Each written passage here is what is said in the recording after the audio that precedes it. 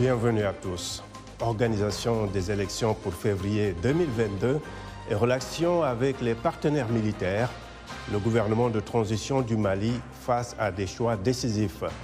Le Premier ministre Choguel Maïga a évoqué la possibilité d'un report des élections prévues dans 5 mois, ce qui ouvrirait la voie à une prolongation de la transition. Pour lui, l'essentiel, c'est d'organiser un scrutin crédible, sans contestation, sur la base d'un agenda issu des assises à venir, alors que la CEDEAO reste intransigeante sur la tenue de ces élections à la date prévue. Le Premier ministre Maïga a aussi profité de son discours à l'Assemblée générale des Nations unies pour dénoncer ce que Paris qualifie de réorganisation de sa présence militaire dans le Sahel, alors que pour Maïga, c'est un abandon en plein vol. Ceci alors que des négociations entre Bamako et le groupe paramilitaire russe Wagner sont évoquées. Quelle approche sécuritaire pour le Mali et ses partenaires? Quelles peuvent être les implications d'un report des élections? Réponse avec nos invités.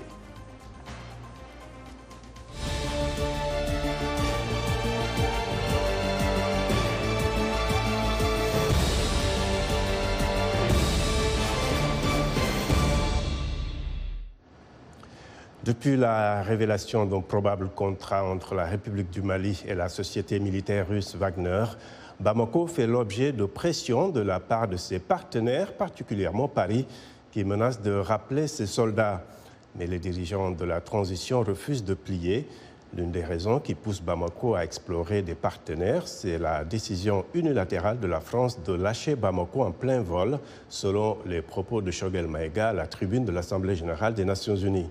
Des propos qui ont eu des échos à Bamako, la capitale malienne. Un reportage sur place de Mokhtar Bari.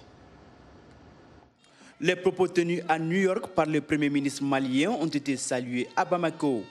Ce discours qui a irrité Paris semble avoir plu aux Maliens lambda. Ils ont d'ailleurs accueilli Choguel Maïga par un bain de foule mardi soir à l'aéroport Modibo Keïta Sénou de Bamako. Choguel Kokala Maïga a fait un discours responsable, un discours pour les peuples africains, un discours pour les peuples maliens et un discours dont nous attendons. Parce que nous savons que Choguel, c'est un homme qu'il faut pour le Mali nouveau que nous cherchons, appelé ici en Bambara communément Mali Koura. Moi, je partage les idées du Premier ministre Choguel Kokala Maïga parce que la France nous a abandonnés en plein vol parce que la France est là il y a 10 ans de cela, mais jusqu'à présent, on n'a pas satisfait de leur rendement par rapport à la sécurité de notre pays. La peur a changé de camp. Nous ne sommes plus à l'époque de Thomas Sankara, ni à l'époque de Modibo Keïta. Aujourd'hui, quand un dirigeant malien parle, c'est la France qui a peur. À l'époque, quand un dirigeant malien parlait, c'est le Mali entier qui avait peur. Aujourd'hui, nous sommes avec Choguel, nous le soutenons à 200% et nous sommes derrière lui. Le discours de Choguel Maïga est salué par une frange de la population. Une autre frange voit dans son message comme une manœuvre dilatoire pour faire durer la transition.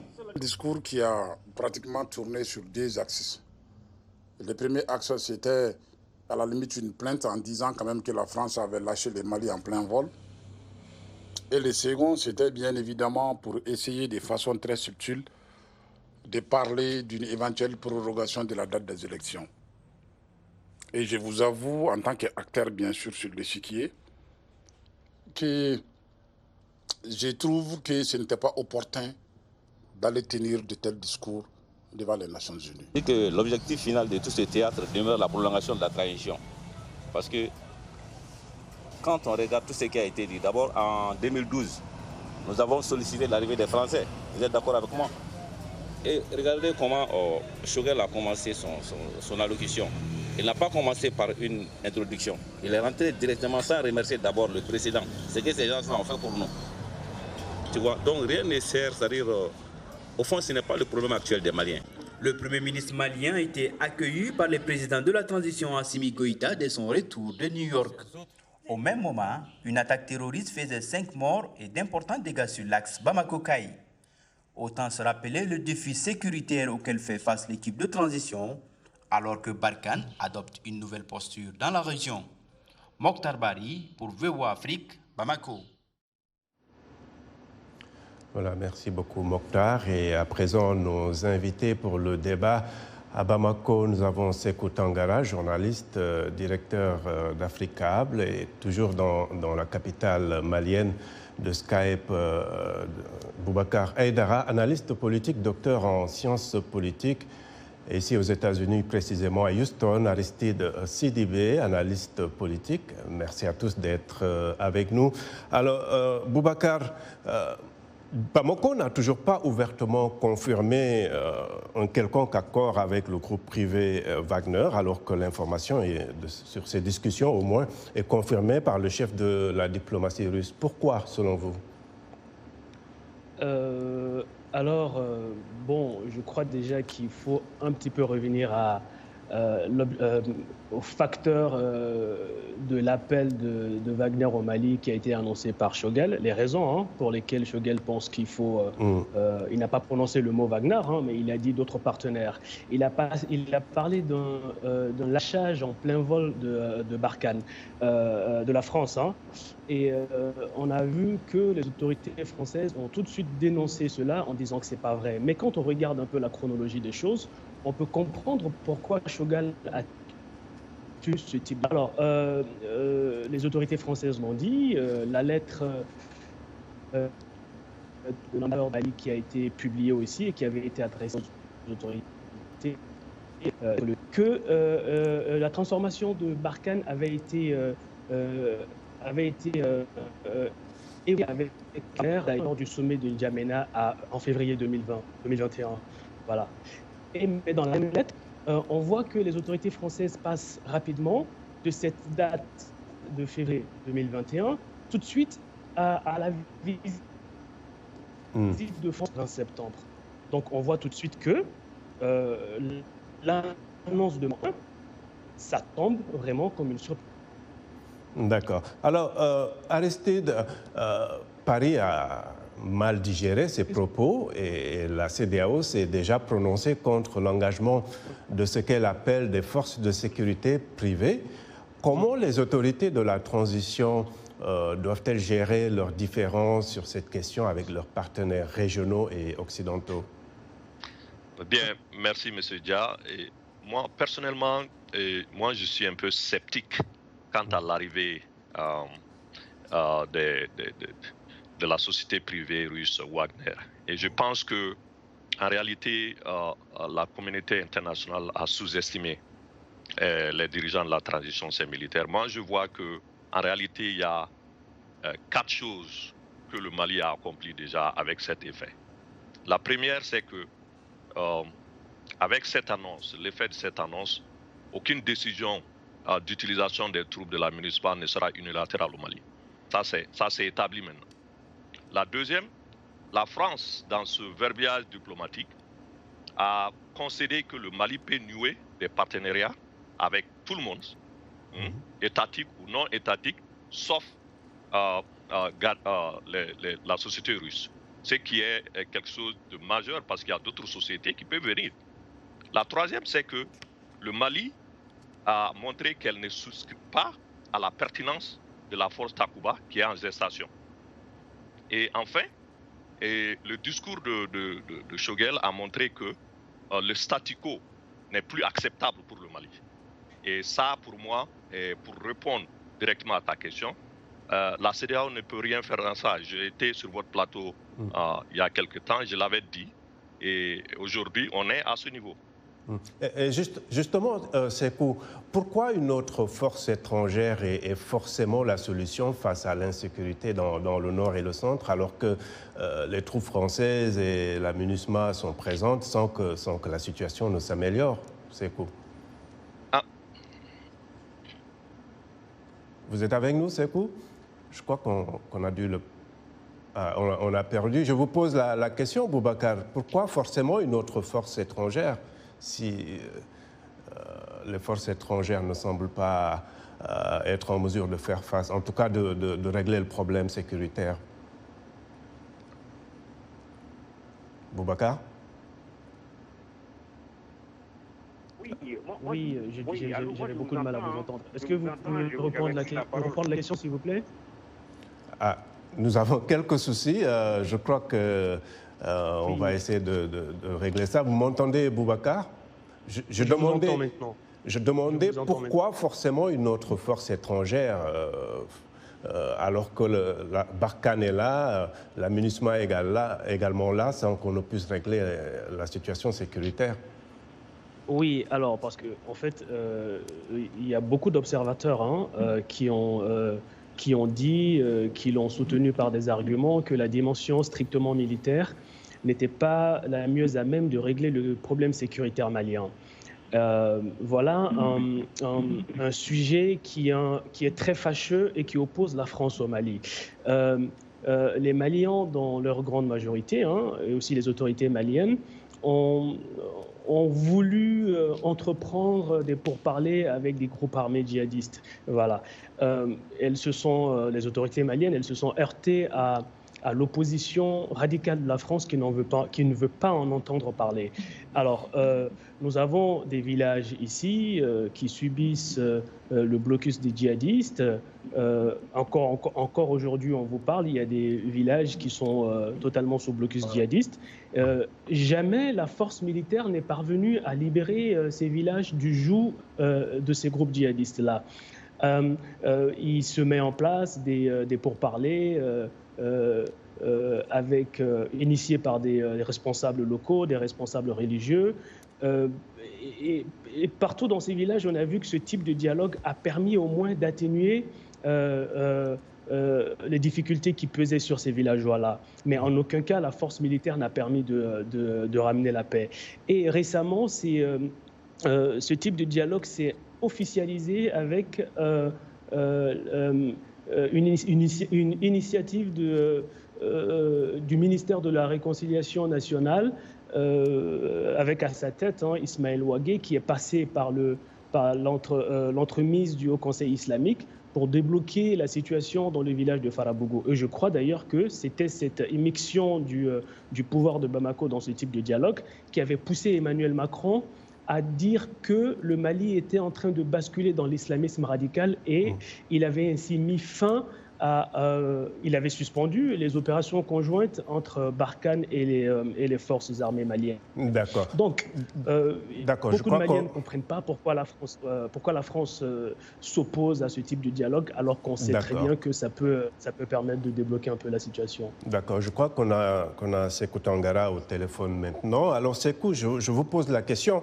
En décidant d'évoquer cette question de la présence militaire française et de sa réorganisation, comme on le dit du côté de Paris, comment on l'appelle en tout cas du côté? Quel est le message que le Premier ministre voulait lancer à la communauté internationale en décidant d'évoquer cette question à la tribune des Nations Unies? On peut dire que le Premier ministre du Mali a tout simplement été le porte-parole des millions de Maliens, même des millions de Sahéliens, puisque vous n'êtes pas sans savoir qu'ils sont au Burkina Faso, au Mali ou au Niger depuis quelques mois. Il y a ce sentiment, pas anti-français, mais anti-élyséen, anti-macronien, qui pense que la France n'est pas là pour les populations, parce que c'est important rapidement de rappeler le contexte dans lequel la France est intervenue au Mali en 2013. C'était pour deux objectifs. Le premier, permettre à l'État malien d'étendre sa souveraineté sur l'ensemble du territoire, y compris à Kidal.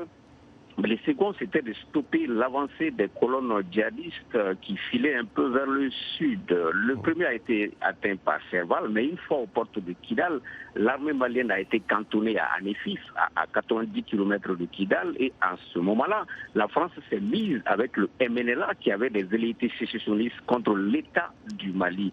Donc pour moi, pour la plupart des Maliens, le diagnostic a été mal posé à ce niveau-là et 8 ans après, on est dans ce statu quo-là.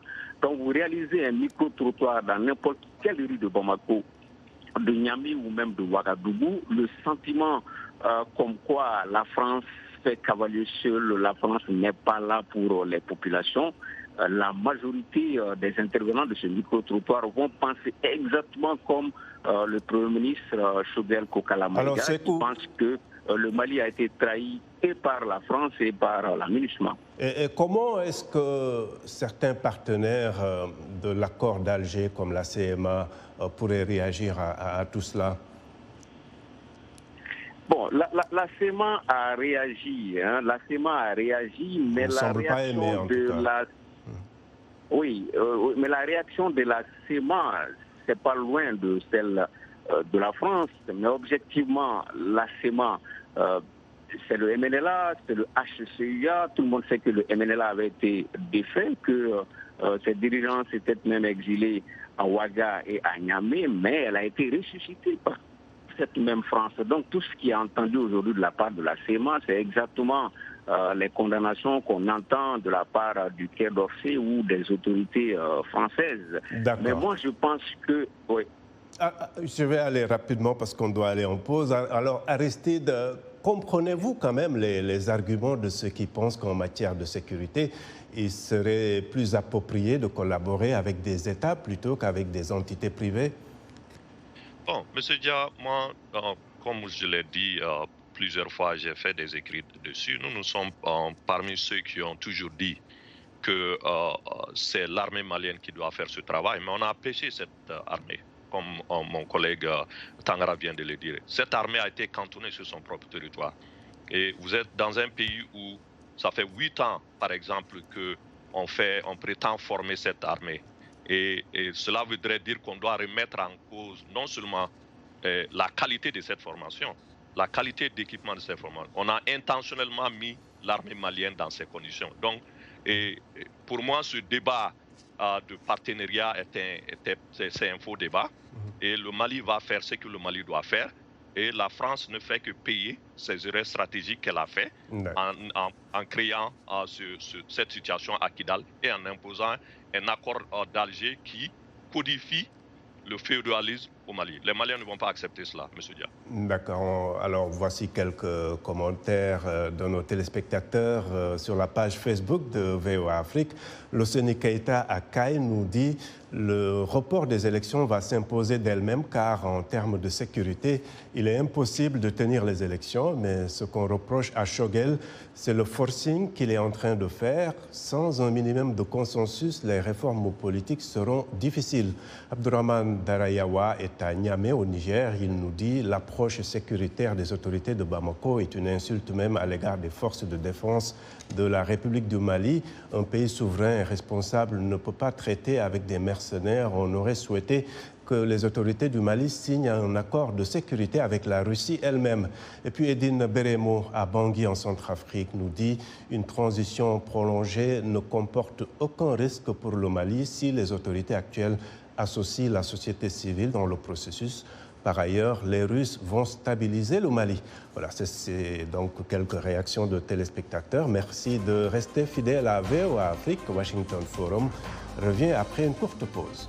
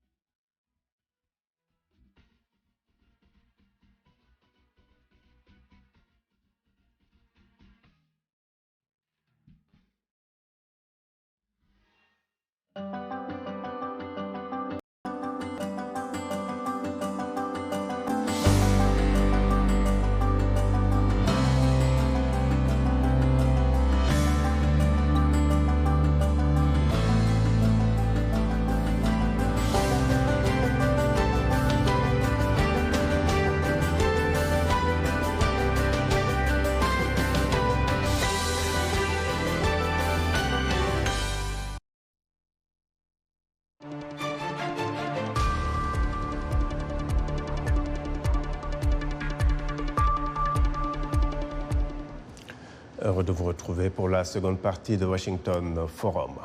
Le Premier ministre de transition du Mali a fait sa première apparition devant la tribune de l'Assemblée générale des Nations unies le week-end dernier. En marge de sa visite, Choguel Maïga s'est entretenu avec notre collègue Dili Diko. Voici un extrait de l'entretien où il est question de préalable avant la tenue d'élections que la junte malienne veut crédible et non contestée. Il faut tenir compte des réalités du terrain. Comme le disent les militaires, la mission est sacrée, mais c'est le terrain qui commande.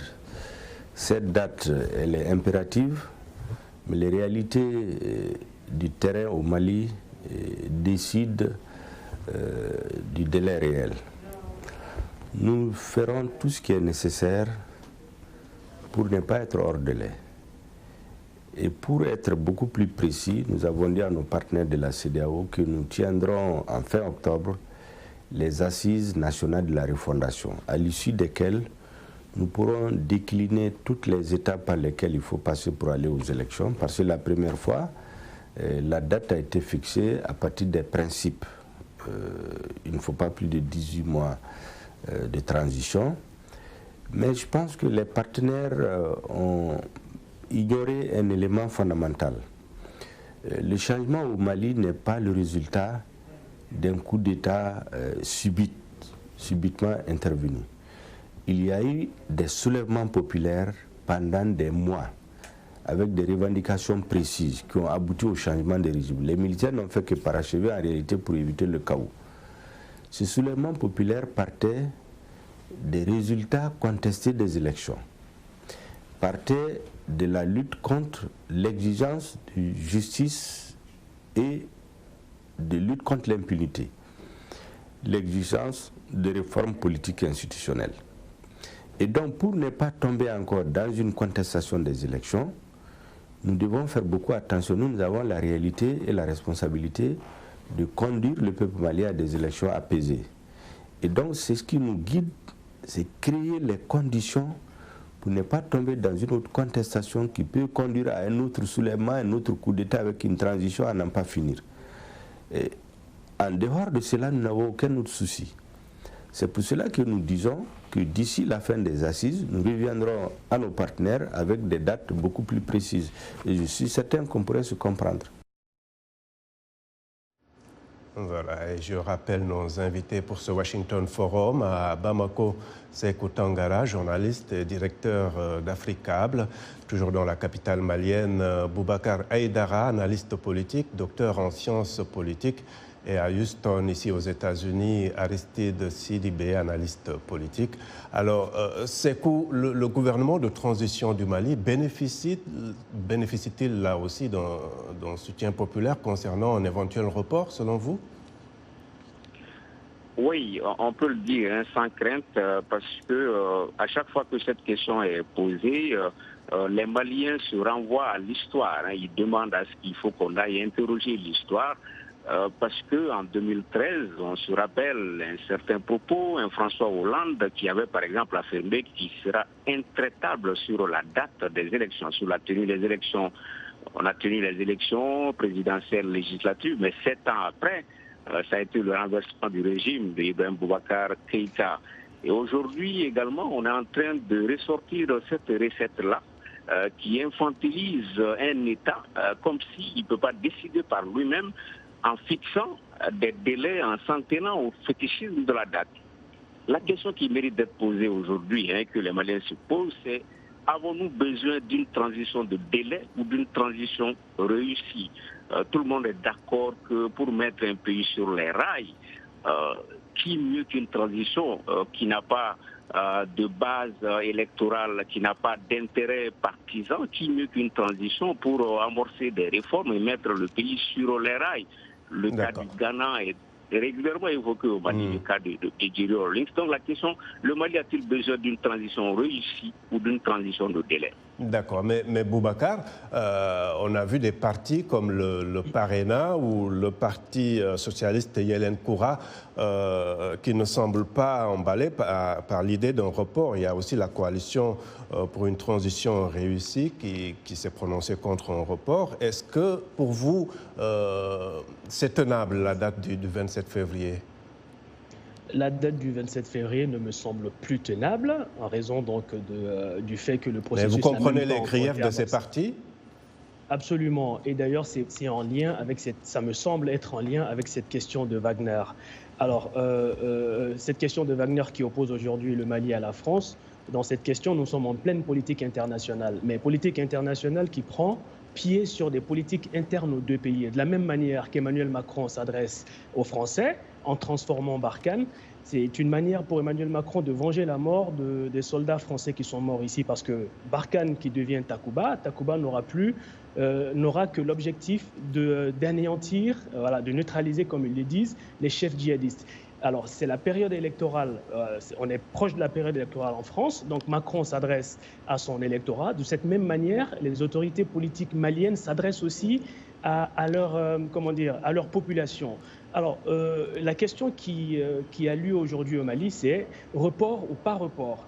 Donc, face à cette question de report, on a trois camps. Nous avons la communauté internationale qui ne veut pas en entendre parler. Nous avons une grande partie de la classe politique malienne qui ne veut pas en entendre parler. D'ailleurs, c'est une des rares fois que nous voyons la classe politique malienne réunie autour d'un objectif commun. D'ailleurs, aujourd'hui, je lisais encore dans la presse que 70 partis politiques prévoient de marcher si les élections ne sont pas tenues dans le délai initial. Donc voilà, les militaires, il leur reste quoi maintenant face à la communauté internationale qui n'en veut pas et à la classe politique qui n'en veut pas?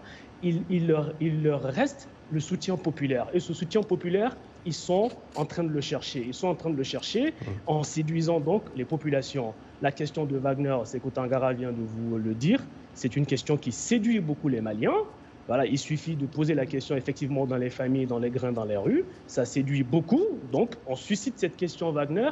Et aussi, il n'y a pas que la question Wagner. Il y a une autre question qui suscite l'engouement des populations, qui est la lutte contre la corruption, auquel les autorités politiques sont actuellement lancées. Donc, et vous, Aristide, êtes-vous convaincu par les arguments du gouvernement de transition? Je connais déjà votre position sur la CEDEAO qui continue d'insister sur l'organisation de ces élections en février. Mais est-ce que vous êtes convaincu par les arguments du gouvernement? En fait, M. Dia, moi, la communauté dite internationale ne fait que être incohérent, si je peux m'exprimer ainsi. Et vous vous souvenez, sur vos antennes, je l'avais dit à l'époque que cette date artificielle de 18 mois ne va pas être tenue. Et je voudrais dire qu'en réalité, ce que mon collègue Haïdara a dit par rapport à la majorité de la classe politique, peut-être il se trouve qu'il lui est au Mali, mais moi j'ai une différente lecture de cela. Ceux qui s'opposent à cela sont ceux qui ont géré ce pays-là.